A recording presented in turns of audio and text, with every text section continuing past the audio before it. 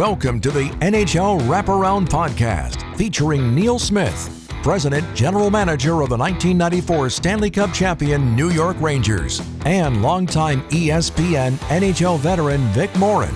Together, they share no-nonsense opinions on news and issues around the National Hockey League. Whether you're a casual or diehard fan, each episode of NHL Wraparound will leave you more informed. Now, here's your hosts, Neil and Vic. Welcome to the NHL Wraparound Podcast Summer Coolers presented by Lugaroo. In 2024, we did this for the first time, Neil, and I think based on how well it was received, we decided to go for another round. Yeah, no, and it's a lot of fun to do, and I'll tell you what, when we're done doing this, you'll know exactly what to expect out of these teams this season. Maybe not where they're going to end or where they're going to finish in the standings or who's going to score how many goals, but you'll at least know the additions and subtractions and be able to form your own opinion. So here's how we're going to do this. We're going to go through all 32 teams over the course of 4 shows. After the Atlantic Division, which we're doing today, we'll be following up by the Metro, which will drop on Friday, the 22nd. The Central drops Monday, August 25th. And then we'll wrap up with the Pacific on Wednesday, August 27th. So the objective here, as Neil said, is not to predict, but it's to look at each club based on the movement during the course of the summer and assess based on their personnel moves, whether they're closer or further, in our opinion, from their next level of advancement. We're going to give you some stats from last year. We'll talk about the adds and the drops and the re-signs, and then we'll get into discussion. Now, last year, we had actually started with the Florida Panthers because they finished in first place, and we just worked our way downwards. But they finished third this year, but we're still going to start with them because won the Stanley Cup for consecutive years, Neil. And we didn't think we'd see that after seeing Tampa do it in the bubble series where we were all suffering through the COVID era. Tampa won it twice in a row, and you weren't sure you'd see that again because of the parity in the league. But Florida was a deserving 2-time champion for sure. So here we go. The Florida Panthers. And considering that we thought maybe we'd never see Paul Maurice win a Stanley Cup after his long career, he's going for history. And General Manager Bill Zito is certainly giving him the tools to do that because he pulled off the trifecta, re-signing Sam Bennett as a UFA, 8 years, $8 million AAV, coming off a Conn Smythe Trophy winning playoff. Brad Marchand stays on 6 years, 5.25. And he also manages to keep Aaron Ekblad 8 years, $6.1 million. He did have to let a few players go. Nate Schmidt signed with Utah. Nico Sturm signed with Minnesota. Vitek Vanacek, the backup goaltender, also signed with Utah. But all in all, Zito has positioned Maurice to give this club the best opportunity to make a run again. No, he sure has. And they didn't lose as many integral pieces this year as they lost last year in the summer of 24. You were talking about Ekman Larson leaving, Montour left, others left. And this year, they really aren't huge pieces. I really like Nate Schmidt, and I think that's a great signing by Utah. I thought he was really good for Florida. But all in all, Bill Zito has become a magician. And so for the people who thought that the assistant manager of Columbus, what would he know to go to Florida and be the GM? What did he learn in Columbus, a place that never makes the playoffs and are terrible? How are they going to be any? Well, Bill Zito has certainly fooled everyone. The ex-hockey player agent has done just a remarkable job. Even though Jim Nill has won General Manager of the Year, the Jim Gregory Award, Bill Zito, I don't know. I don't know where he hides his gun because he's robbing things left and right. But him and Paul Maurice make a great tandem. They seem to be like no controversy ever coming out of the Panthers. They seem to be on the same page all the time. And we'll see. This is going to be a very interesting year. Personally, I'm going to be pulling for Florida because I'd like to see it. I'd like to see 3 times. And a couple of other subtle moves in there, because we mentioned that Schmidt and Vanacek are now off to Utah, but in their places, Daniel Tarasov traded for with Columbus, signed as a UFA on July 1st, and Jeff Petrie comes over from Detroit as a UFA. So I think, as we saw perhaps with Julian Brisebois in Tampa before, it's not so much the top end guys, it's how you fill your back end in that really determines what kind of run you're going to be able to make. Absolutely, because obviously you've got to keep the big boys, and Zito did that. He kept all the big boys, but it's those guys that are going to be on the ice when your big guys are resting on the bench trying to get their breath back. You can't have a deficit at that time. You've got to have as equal or better than the other club is putting on the ice. So Zito seems to be able to be masterful at doing this. And I haven't looked it up, Vic, but I wonder now that you say it, is Tarasov, was Zito there when Tarasov was acquired by Columbus? Does he know Tarasov because of his background in Columbus? I'm not sure because I don't have it in front of me, the reference material, but quite often there's a string to who these general managers pick up. And you would certainly know that, wouldn't you? A little bit. Yeah. Adam Graves and on and on. Yeah. So a couple of other re-signs. Thomas Nosek re-signs as a UFA with the Panthers for 1 year at the minimum, $775K. And Mackie Samoskevich re-signs. That happened on July 10th. And reason that that's significant is his day with the Stanley Cup happened recently. And he went to Sandy Hook Elementary School earlier in life. And he returned there with the Stanley Cup to the memorial site where in 2012, 20 students and 6 teachers and administrators were murdered. And he also brought the cup back to his youth rink. And I wanted to give a shout out for that because that's just really special to bring the cup back there and give that town something to really celebrate amidst the tragedy that took place 13 years ago. Another little side note to Mackie Samoskevich. Do you remember when I went down and visited with Paul Maurice when they were at UBS Arena playing the Islanders before the game? He mentioned to me, he says, take a look at Mackie Samoskevich tonight. He says, this kid just works as hard. You can't believe the work ethic this kid has. And he said that Sam Bennett took him under his wing. And the kid is playing really well. And I never forgot that. He was so enthusiastic about Samoskevich, but I didn't know the Sandy Hook piece. But it is heartwarming that he would do that. One other thing heading into the season before we get into the prowling question that I'm going to present to you. Matt Tkachuk now debating whether or not to have surgery. That's that lingering injury that he has had going back to the Four Nations face-off. Are you surprised that he's waited this long? But even if he gets the surgery, you have to figure that the Panthers are going to be able to survive. And if he comes back strong for the second half of the season, then it would have been worth the wait. I'm not really surprised that he's waited this long because I don't know what is involved in it. I can only tell you this, that I had total knee replacement a number of years ago, and I tried for 4 or 5 years before that to exercise my way out of having that surgery. So I can only imagine that when you're an NHL player, you don't want to miss any time. So you try to work as hard as you can to rehab yourself and not have to get surgery. And then finally, when you can't get it done, you got to bite the bullet and say, okay, I'll take the surgery. So, I'm sure he tried as hard as he could to avoid surgery, but if he's got to have it, he's got to have it.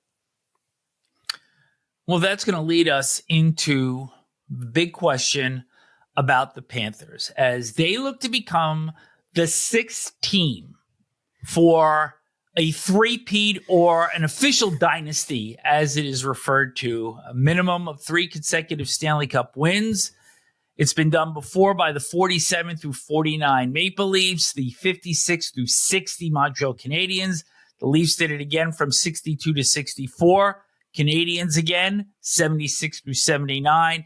And the New York Islanders from 1980 through 1983. But the last four teams that have had the opportunity for the three-peat, the 93 Penguins, 99 Red Wings, 2018 Penguins, and 2022 Lightning fell up short. So, Neil, for you, where is the line in the sand that will determine whether or not the Panthers succeed in making history? I think there's two things that I look at, and that is Bobrovsky, who's obviously one of their elder statesmen on the team. Can he still keep playing the way he's played at that as his age keeps advancing? Can he still keep as sharp as he's been? And the second thing is simply health. Can they stay healthy? They hit this year's playoffs pretty healthy. And you know, remember, that's what we just talked about with Matt Tkachuk. They found a way to keep him out of the lineup until the playoffs started, and then all of a sudden he was healthy again. Can the Panthers stay healthy enough to do what they need to do? And I don't think you can say that, well, you can end anywhere in the regular season and just as long as you're healthy in the playoffs. I don't believe that. I think you have to go in feeling it. You don't have to win every game for the last 10 games of the season, but you have to go in feeling good about yourselves. So that's my answer, Vic, is Bobrovsky, and can they stay healthy? The Toronto Maple Leafs, last year finishing in first place, 52-26-4 for 108 points. They defeated Ottawa in the opening round before falling to the Panthers in 7 games and really came up with a couple of lemons in games 5 and 7.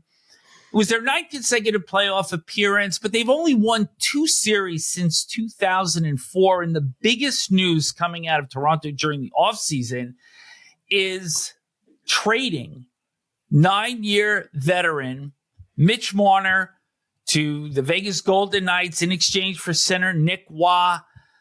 Marner went on and signed for 8 years, $12 million a year, full no movement clause in that deal. And here's a guy that reached 100 points for the first time in the 2024-25 season, has averaged 82.3 points per season in his 9 years in Toronto.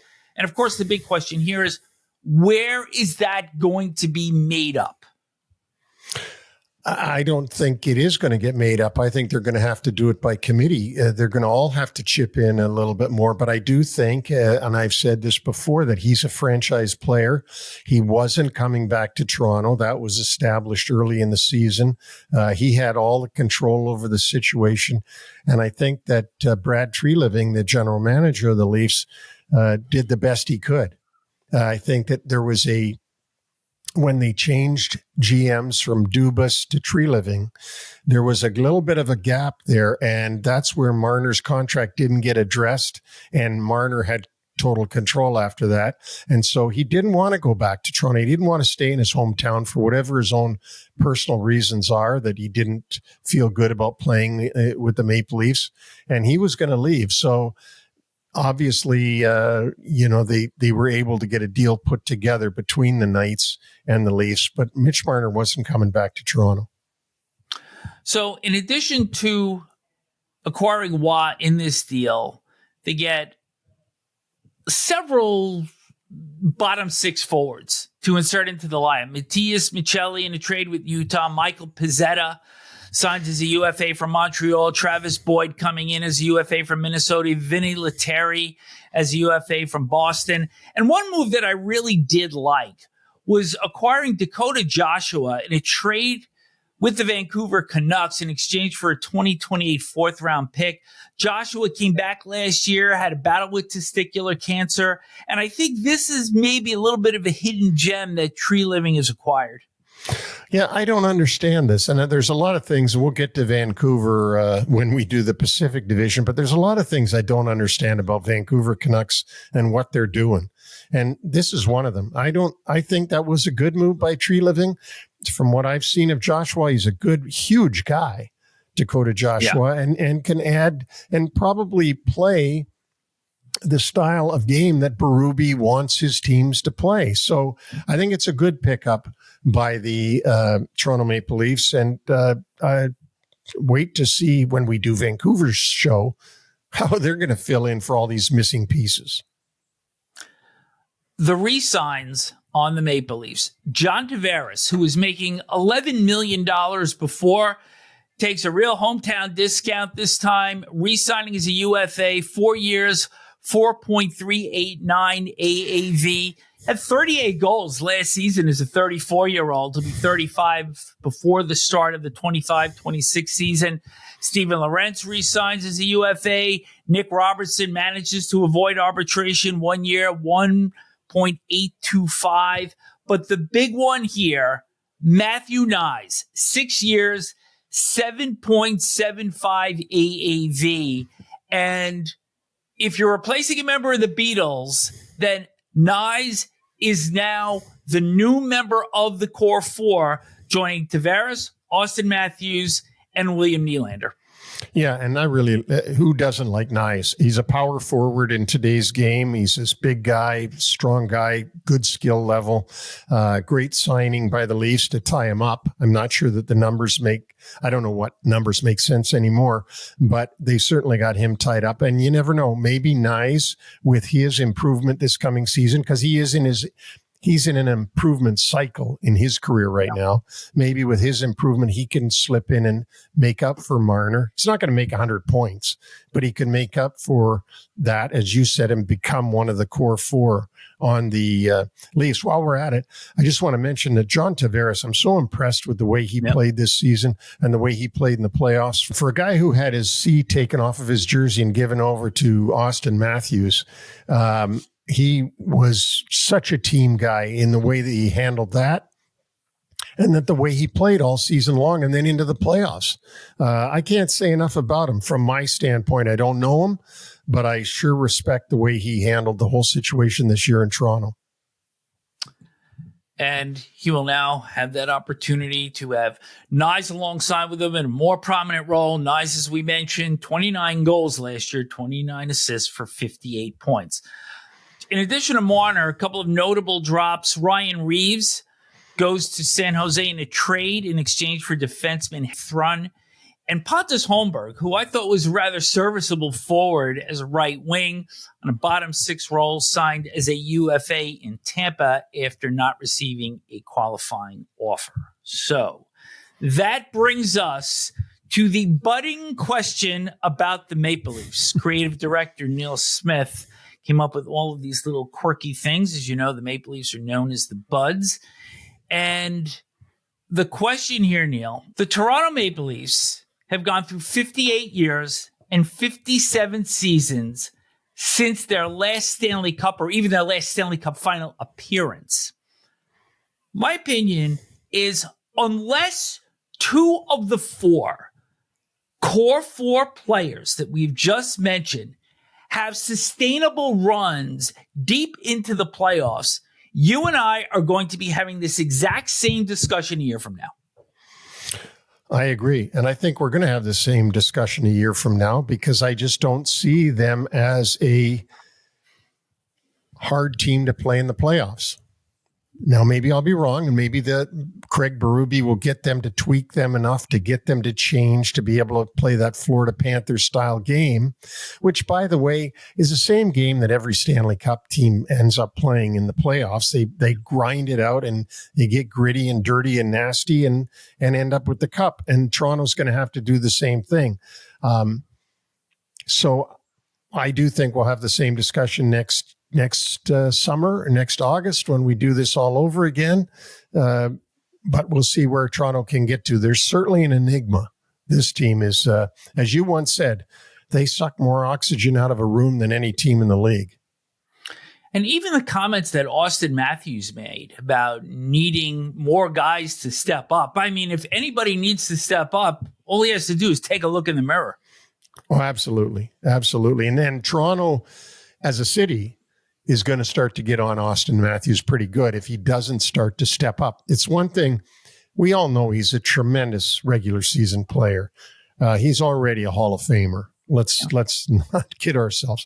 But in order for him to really be recognized as a true superstar in every way of saying it, he's going to have to produce in the playoffs. That's what the big boys do. The Tampa Bay Lightning, and this is John Cooper's 14th season behind the Lightning bench. Last season, finished second in the Atlantic with 102 points, third in the East, seventh overall in the entire NHL. But they do lose to Florida, 5 games in the opening round. And they've got out in the first round each of the past 3 seasons since trying to make it a three-peat in the 2022 Stanley Cup Final. The Lightning did, however, finish first overall in offense in the league, 3.56 goals per game, despite losing longtime captain Steven Stamkos to free agency last year. Yeah, and they didn't seem to miss a beat not having Steven Stamkos there. They ended up with Gensel sort of taking his place on the power play, and they were still really an offensive juggernaut to play against. But when the playoffs came, I think you said something earlier in the show that Zito was doing with the Panthers, filling in for those bottom players that are on the ice. It's one thing to have the Kucherovs and the Gensels and all these other stars that they have, and Vasilevsky in net, by the way. But you also have to have real good depth players, third line, fourth line players, second pair defense, third pair defense. And that's where I think Tampa fell a little bit short. Now, that's not to blame Julien Brisebois or John Cooper, because I think, Vic, where Tampa Bay finds themselves right now, they find themselves having to pay for that Stanley Cup. The players got to get paid.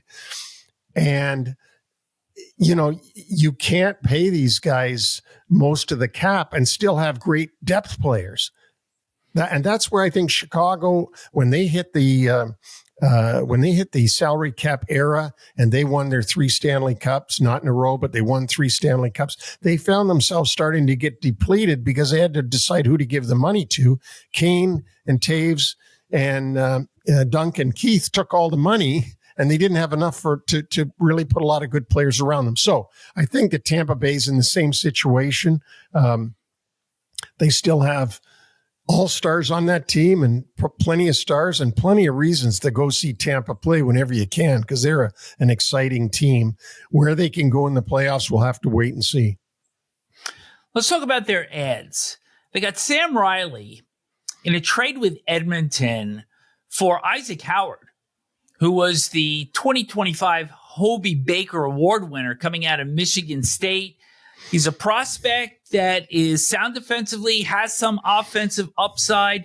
They also added, as you just mentioned before, coming over from Toronto as a UFA, Pontus Holmberg, a right wing, and Jacob Pelletier signed as a UFA after the Flyers, who they had acquired in a trade with Calgary, did not offer him a qualifying offer. So Tampa Bay scoops in, brings him on board, and these could be a couple of really solid bottom 6 signings that Brisebois has made here.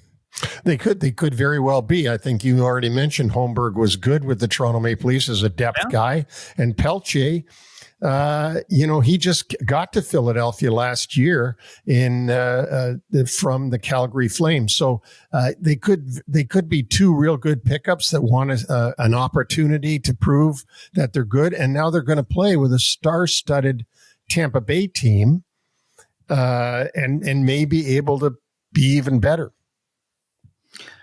The re-signs on this club, goaltender Jonas Johansson will be backing up Andrei Vasilevsky.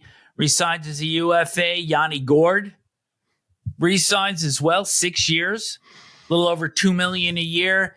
And Gage Gonsalves, who I thought was a very effective player at times last year, also stays on with the Lightning.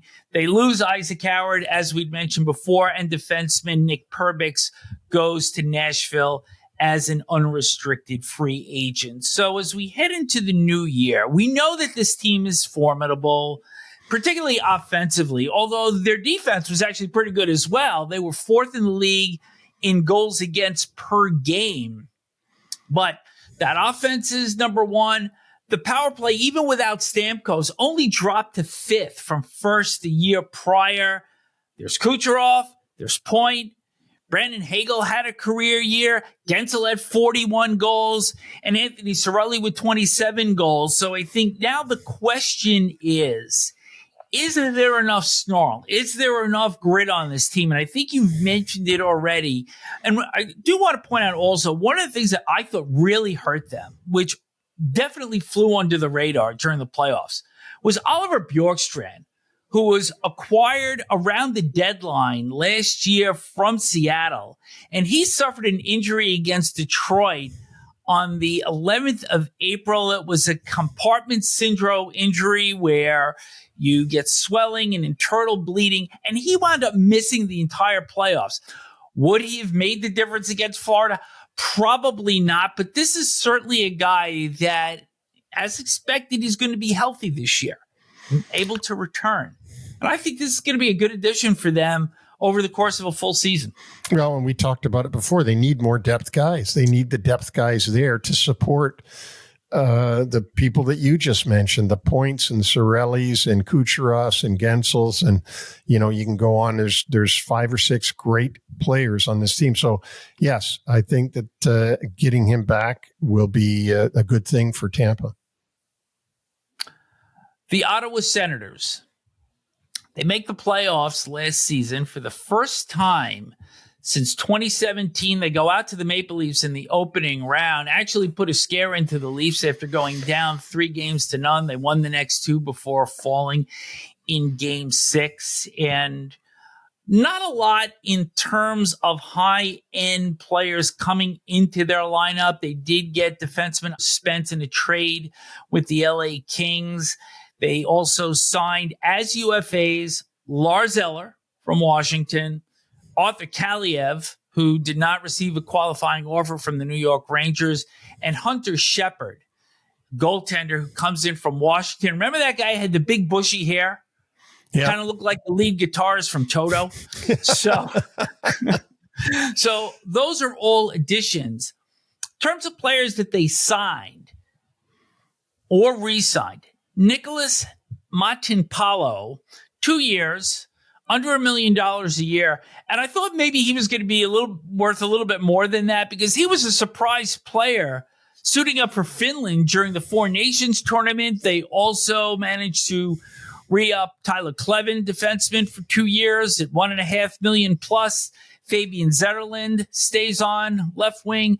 And Claude Giroux re-signs 1 year, $2 million with potential of $2.75 million in bonuses. And I think Giroux really wanted to finish his career there, likes the direction that the club is going in. They also managed to hold on to Levi Merilainen, who, when Linus Ullmark was hurt last year, did a very commendable job in goal for the Senators. They also re-signed Nick Cousins and right wing Hayden Hodgson. And quickly, the notable drops for the Senators: backup goaltender Anton Forsberg signs as a UFA with the Kings, and Adam Gaudette, who scored, I thought, rather impressively, particularly at the start of the season. He signed as a UFA by the San Jose Sharks, and defenseman Travis Hamonic signs with the Detroit Red Wings. So as we enter our capital question about the Senators, they grew a lot last year. I think their changes have been made primarily on the fringes. We saw Jake Sanderson emerge as a top-end defenseman. Certainly the commitment in goal by Linus Ullmark, wanting to go to the Senators long-term. But an area of concern that I have, no 30 goal scorers last season. Brady Tkachuk at 29, Drake Batherson at 26, Tim Stützle 24 to go along with 55 assists. So you can see the growth here. But if this team is short on goal scoring, where is Steve Staios going to find it if this club is to get into the playoffs for a second straight season? Well, it's a legitimate concern. I want to add to that Travis Green did a great job in his rookie season. He's not a rookie in the NHL, but his first season as head coach of the Ottawa Senators. a marvelous job getting that team into the playoffs. How will he be in year two? Will the message still be the same? Will he still be able to get them to play by committee? Because as you said, they don't have those big scorers. So where are all the goals going to come from? Well, they're going to have to come, as I just use that term, by committee. So everybody's going to have to chip in and get a little bit above what they normally do. They certainly play like their captain, don't they? Another Tkachuk, Brady Tkachuk this time, and he plays that nasty, tough, hard game. And I think that's starting to define the Ottawa Senators. They play a very hard game, and I was really happy for them that they finally got back into the playoffs. They were the one team that broke the glass ceiling, if you want to call it that, and got from that group down below into the group up above, thanks to the terrible year that some teams had that were in the playoffs the year before, i.e. Rangers. That's a good capital question about the Senators. Will they have enough scoring next year? We'll have to wait and see what Mr. Green, the head coach, does. That'll wrap up the top four from 2024-25 in the Atlantic Division. We will continue on with Montreal, Detroit, Buffalo, and Boston after word from Lugaroo. There's a brand born in hockey locker rooms that now outfits the majority of pro sports teams across North America. It's called Lugaroo. Lugaroo makes performance apparel for every moment of an athlete's day. The early lift, the morning skate, the flight to the next city, or dinner after a win. Quiet, technical, built to last, no noise, no ego. If you're the guy who shows up early, stays late, and doesn't need applause, this is your uniform. The cut is sharp, the details deliberate, and the gear holds its shape when the day gets heavy. Hockey players choose it because it supports the work between shifts, the hours that actually decide the game. Check out Lugaroo at lugaroo.co. That's LOOGAROO.co. And use the promo code Wraparound and you'll get free shipping. More than ready, Lugaroo. Vic, we got to give a big shout out to Colin Mulvey, who's the founder of Lugaroo, the clothing company. He's been such a supporter of ours with NHL Wraparound and gave us these really nice shirts. It has great quality stuff and is an pro hockey player. So it's great to have him on board as part of this series of the summer coolers. And we hope you'll all go to his website and take a look at the clothing line that he has. A lot of NHL players are wearing his clothing, and you can too. So that's Lugaroo, but .co, not .com, .co. Continuing on with our Atlantic Division summer cooler, the Montreal Canadiens. And you'd mentioned a little while before, Neil, when we were talking about Ottawa breaking the glass ceiling into the top four, the Canadiens didn't crack the top four, but they did manage to make the playoffs. Their first appearance in the postseason since making the 2021 Stanley Cup final. That was the back end of the COVID era where they fell to the Tampa Bay Lightning. They get into the playoffs, lost to Washington in 5 games. But I thought what we saw from the Canadiens last year and the energy of that franchise being rejuvenated and making that push towards the playoffs was, I think, heartening for any hockey fan out there that loves the tradition and the history of the Montreal Canadiens. No, if you love the original 6, and i.e., take a look right here, the original 6, there it is. If you love the original 6, it was great to see the Montreal Canadiens back in the playoffs. You can't get any more rabid fans than you're going to find in La Belle Province supporting the Habs. And it was really good to see them get back into the playoff picture. The biggest news that the Canadiens made, perhaps, was a trade with the New York Islanders acquiring Noah Dobson. in exchange for Emil Heinemann and the 16th and 17th picks in the 2025 draft. Dobson turnaround signed 8 years, $9.5 million AAV. And I think when you and I saw this deal, it certainly raised our eyebrows. I don't see Dobson as a player in that financial stature, but as Elliot Friedman had told us, you're worth what somebody's willing to pay you. But you saw this player over the course of several seasons at UBS Arena, and I think we're in agreement here that this is a little bit of an eye-opener for the price that they wound up paying. I find it stunning that you would think that this is a franchise defenseman, because if you're paying him 9.5, he better be a franchise player for you. And does a franchise player last year in 71 games, and he's an offensive player, he's a minus 16 and 39 points in 71 games. The year before, 79 games, he had 70 points. Okay, that's a good year. The year before that, he had 78 games. He had 49 points. The year before, 51. I just don't see him at this level that the Montreal Canadiens must see him at. And boy, oh boy, how far is $9.5 million US going to go in Canada? I mean, that's like making 12 or 13 Canadian. Correct me if I'm wrong, but I didn't even hear you talk about his defensive side of the game, which left a little bit to be desired also.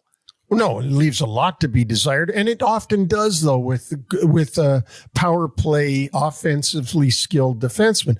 I can tell you one thing on a positive. Noah Dobson has a shot that's a rocket. He can shoot from the point. He can score from the point.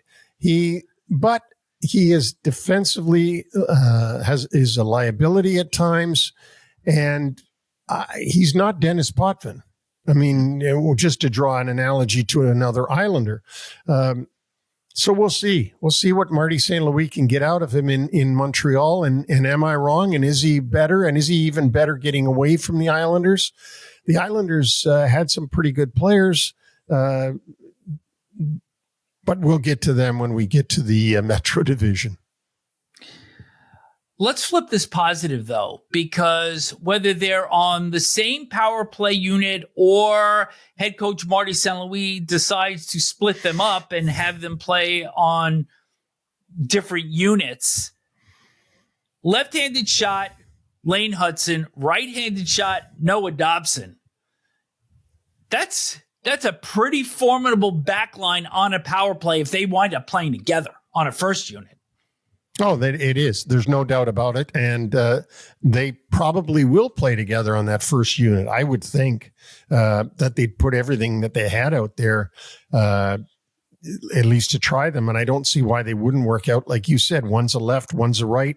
Seems to be perfect. So we'll see. I mean, Dobson, there's no doubt he's a power play player. He can shoot the puck like a rocket, but he can fall asleep on you as well. You have to think that power play is going to step up in the league rankings this year. They were 21st in 2024-25. So let's hit the ads. In addition to Dobson, they get Zach Bolduc in a trade with St. Louis in exchange for defenseman Logan Mailloux. Capo Kakinen signs as a UFA from Florida. He actually never played with the Panthers, so he'll probably be third-line goaltender. Sammy Blais signs as a UFA, didn't play at all last season in the NHL, did play for Abbotsford in the American Hockey League. That's the Canucks affiliate that won the Calder Cup.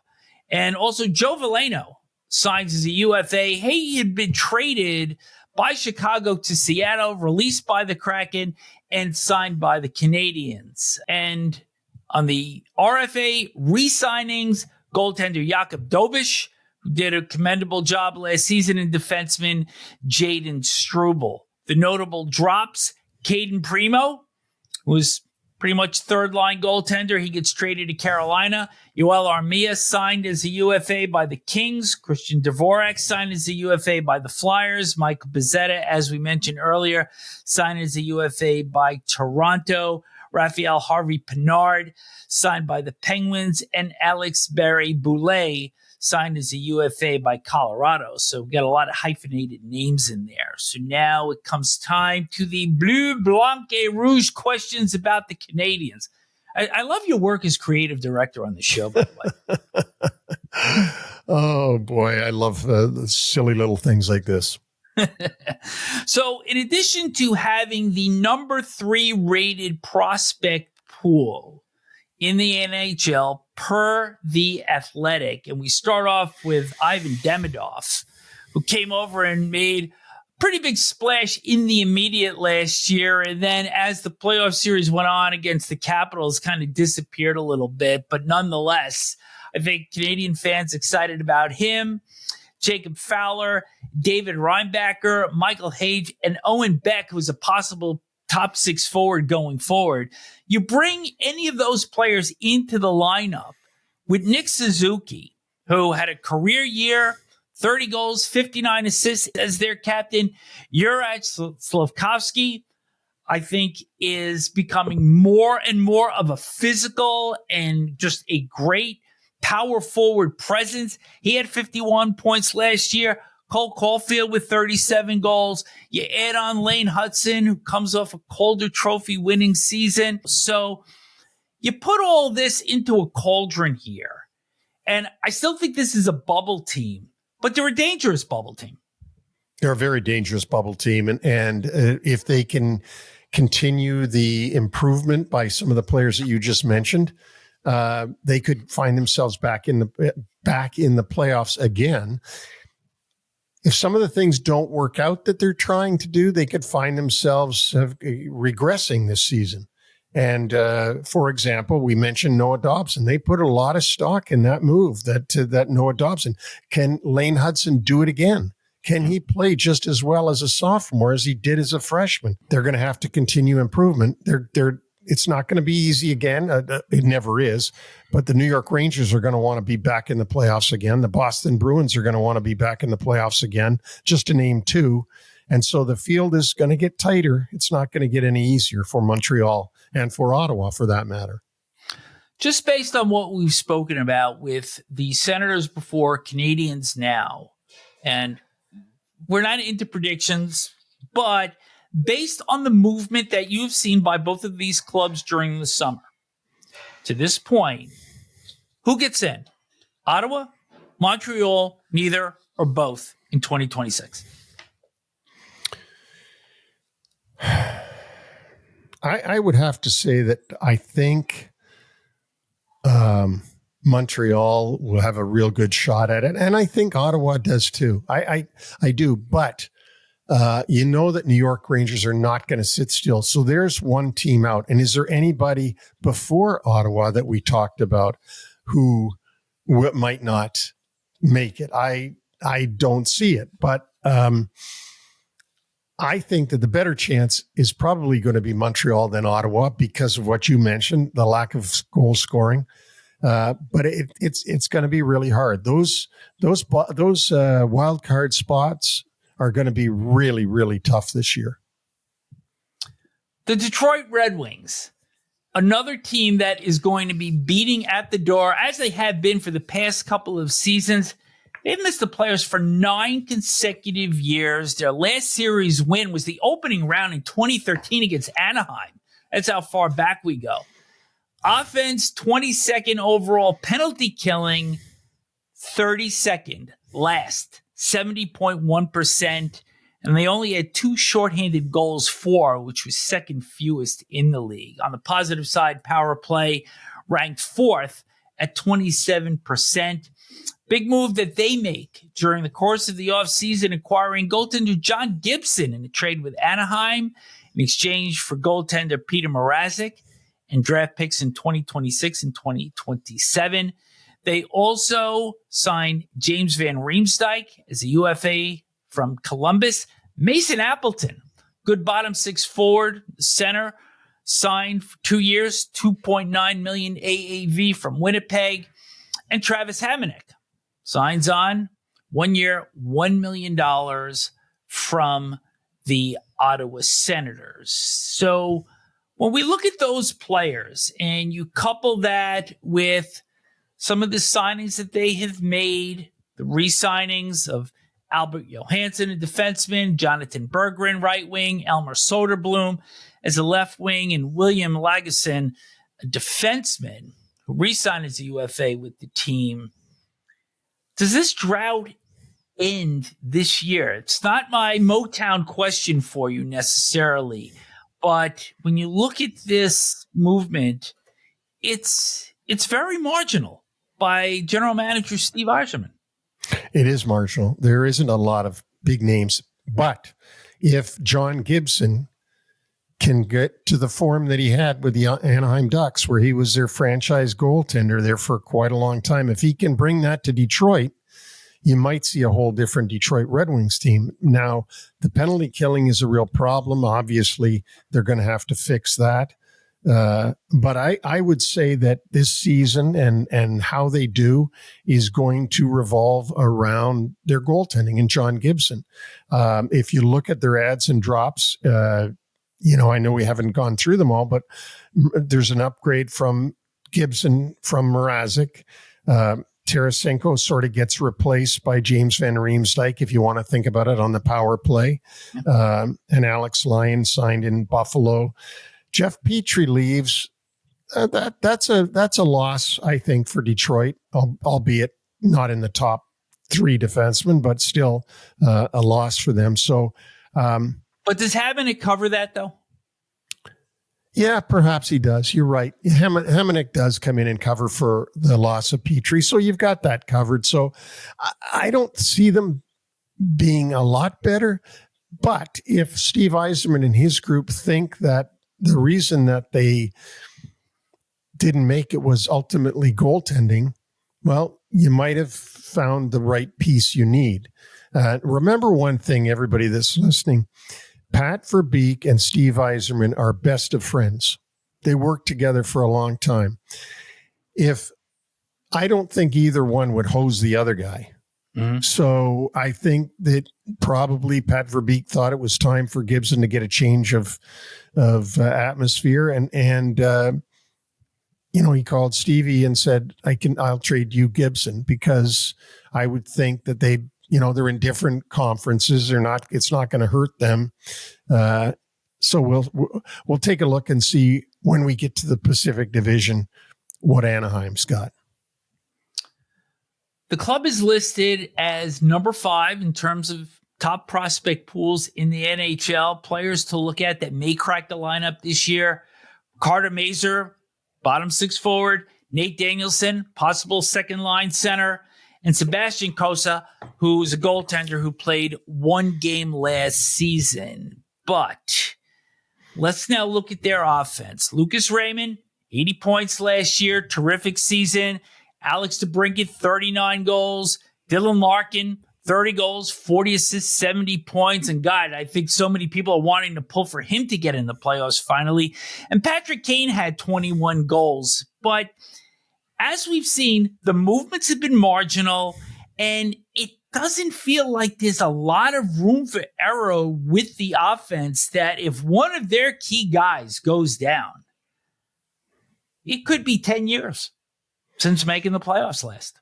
Well, absolutely. They're on the bubble. There's no doubt about it. And as we just finished saying with Montreal and Ottawa, it doesn't get any easier when you've got some teams, and we're going to get to Boston in a minute, but when you've got some teams, Buffalo's going to be fighting again to get in there after their 14-year drought.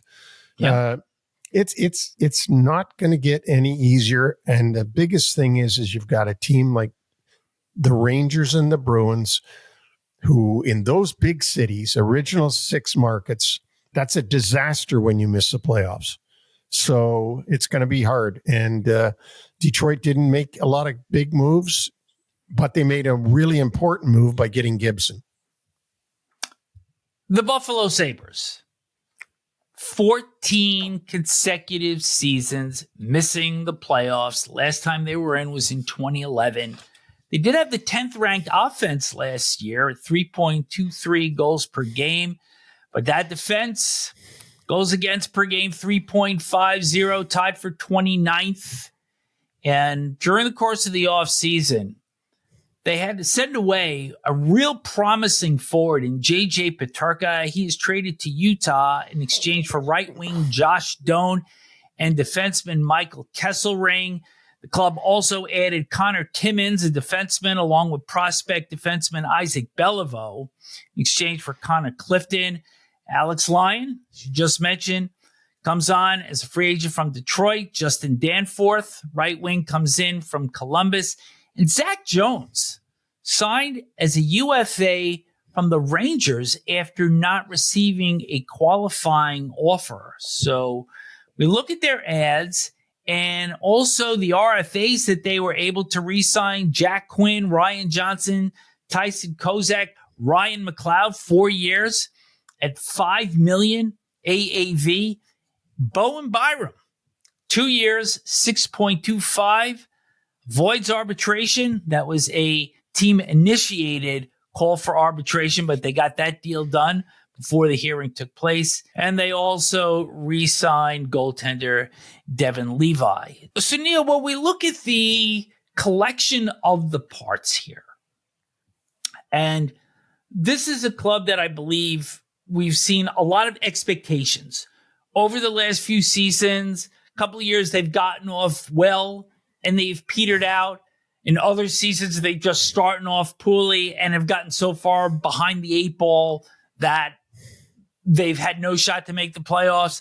Lindy Ruff, in his second season, in his second stint with Buffalo, where does this get turned around here? Because, like we mentioned before, Montreal, Ottawa managed to crack the playoffs last year. You got Detroit sitting there. Of course, you got the Rangers, you got the Islanders, you've got the Blue Jackets, you've got the Bruins. And here are the Sabres that are literally starting in the same spot. Where do they make the difference that they're the one this time? I don't think they're going to be. I think by the looks of it, in getting Doan and Kesselring from Utah for a gifted offensive player like Peterka, they're trying to be harder to play against than they were last year. Maybe that is what's in the coach and the manager's minds, is they want to be harder to play against. But I don't see that they've improved over the offseason. I just don't. I think I don't understand the Peterka deal. I don't understand why you'd trade him. I think it's a great deal for Utah.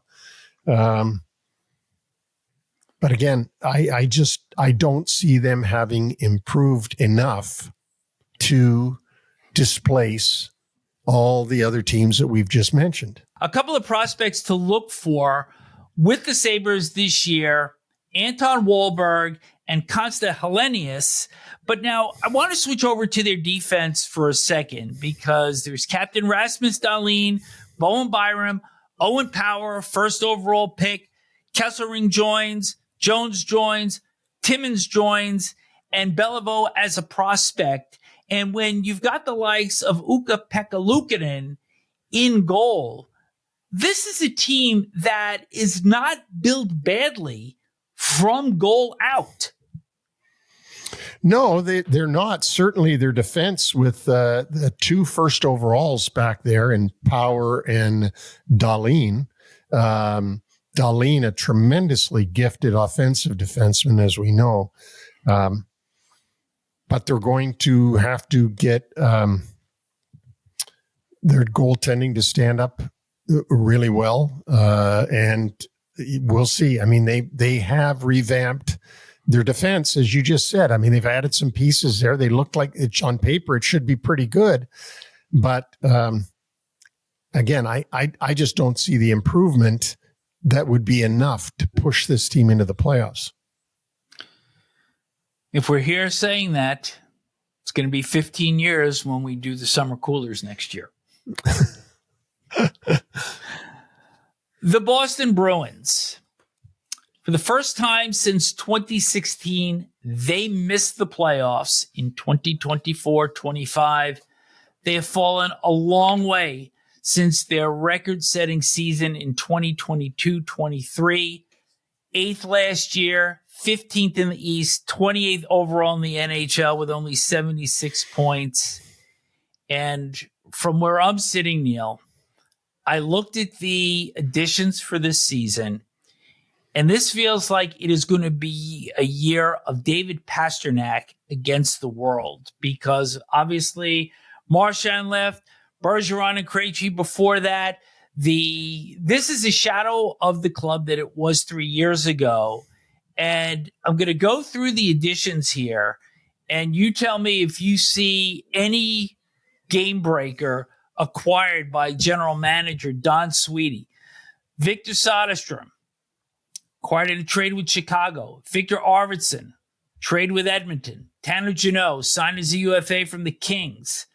Mikey Esamont, tough guy, grindy type player, signed as a UFA from Seattle.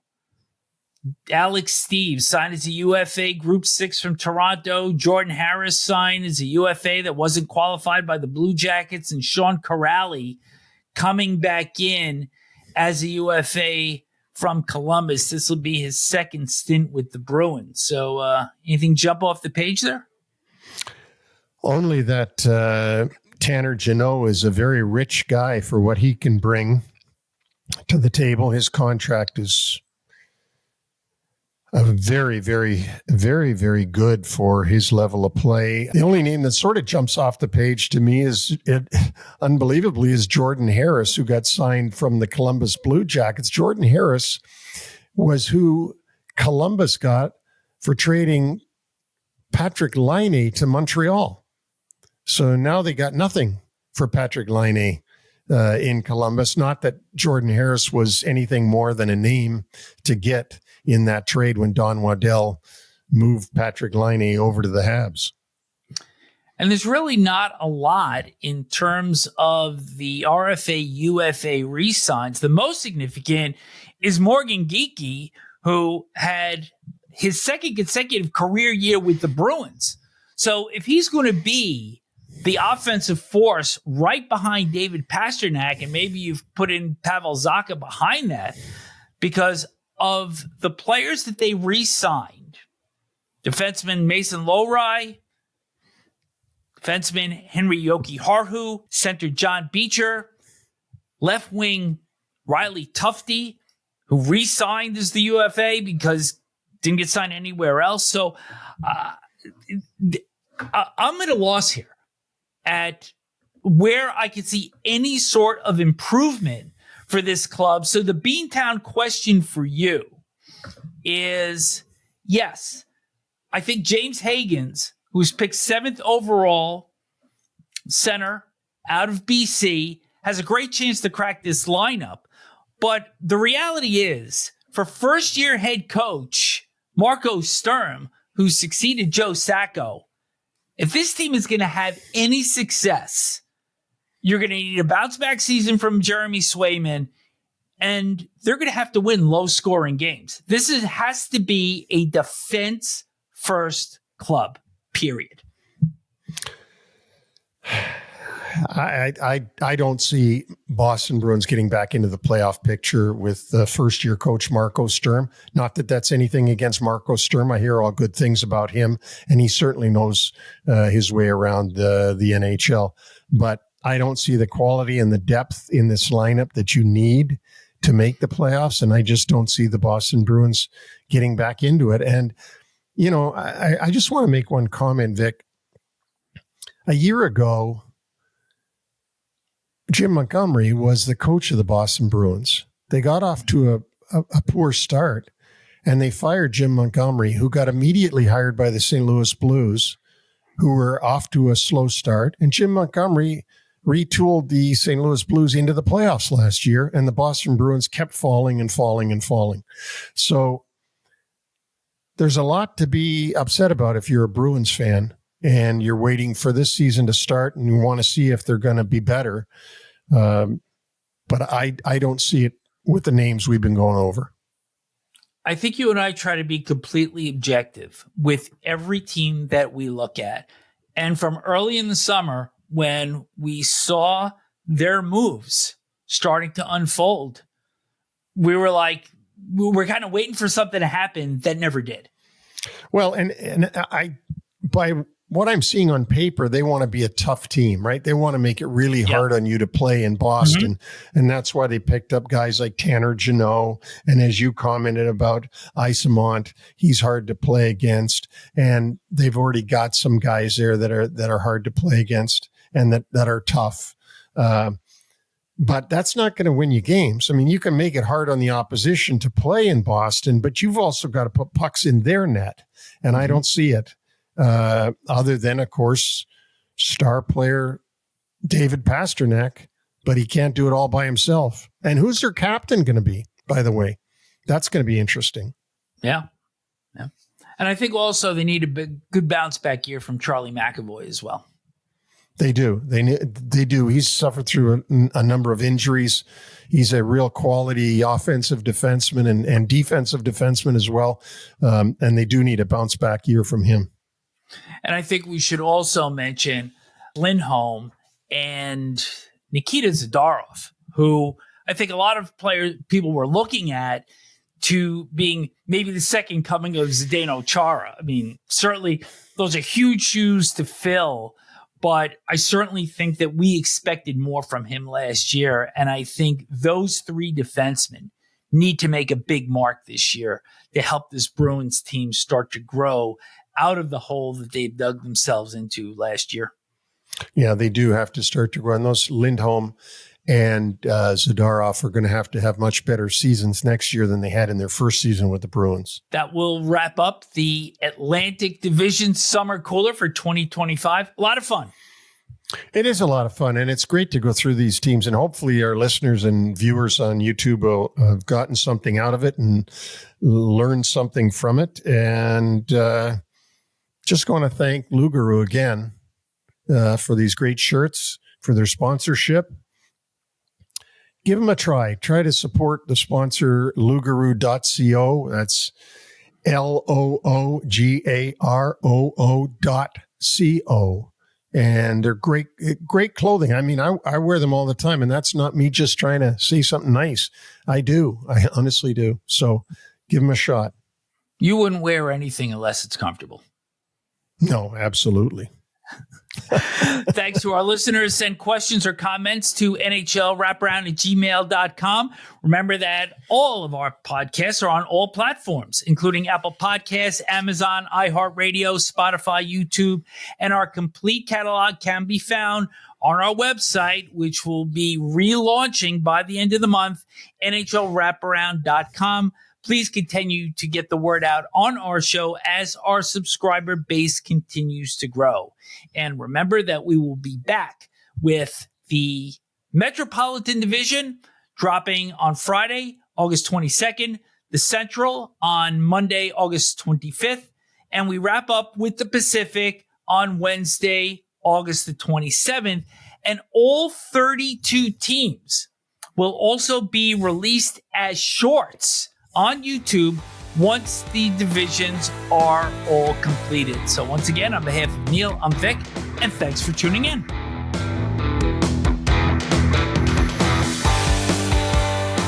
Thanks for joining us on the NHL Wraparound Podcast. Don't forget to subscribe to stay up to date on all the NHL action.